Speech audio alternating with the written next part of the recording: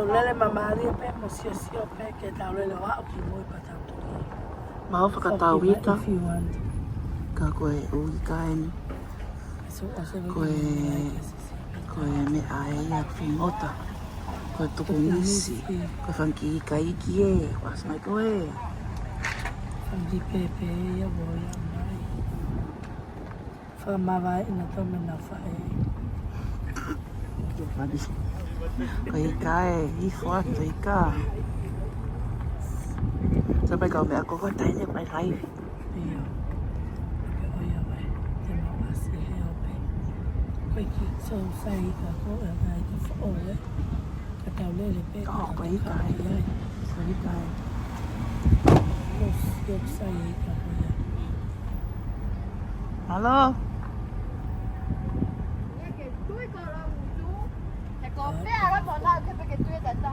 Iya mo ani.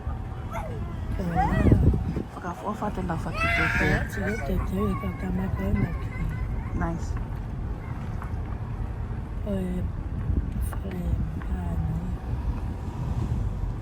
Patangata ini. Iyo.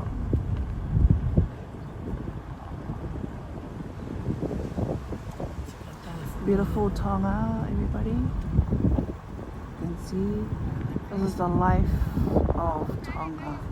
Everyone enjoy what they have and enjoy their life.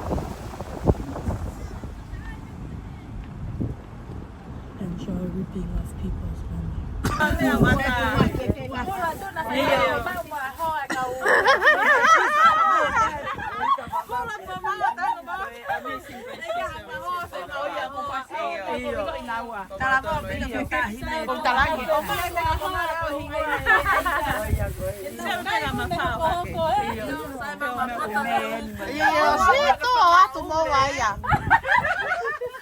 Iyo, mo whakamatala pe mo ko hai ika ko ni. Ai me te ika ko ni. Ala me upo ko umi si o pelo no. Kai ume? Iyo. Mata ki kore pe na. Iyo, to atu. Malo, ai ke fu. Ko ia. Iyo me te fisi e.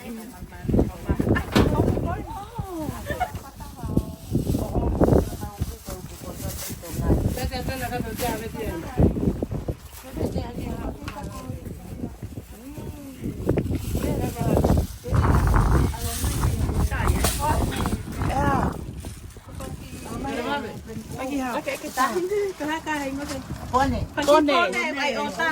Nyam. Amai pe mulu eta hai. Piha ya. Kau baru nua te muya. Na verina. Piha ai ma. Oh, onoi. Ono no ai. Ni manoa fitu noa e. Suka ni manoa. Tantan malu. Saya kulala ye mili. Iyo nala pone, foi pone. Kai pahia. Iyo kai pahia tu ai foi pone. O ta pone tu. Iyo.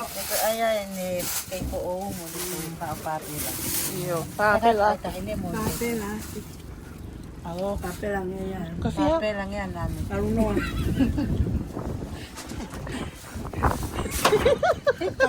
Ko hai fo ko to ilo masita.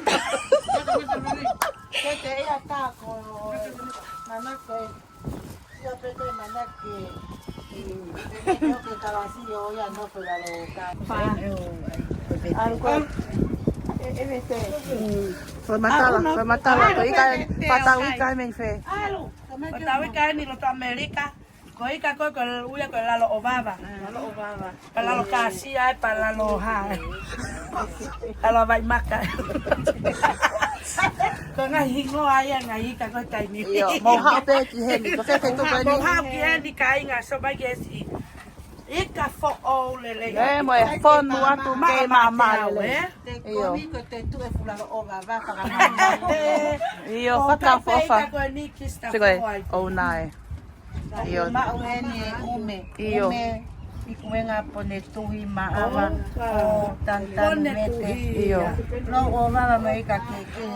Ka ke whakatau fe tu pe ni. Ko patangata Iyo.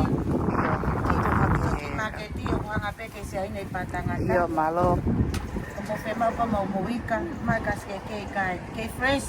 ama pe Tonga ni. Iyo. Pa o Fakatau Ika. Iyo. Ma o e feke kaske ke ma mo uo. Toa tu.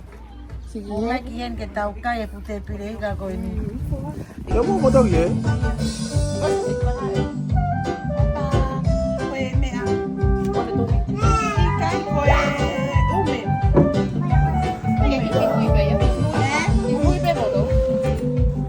Yo come here.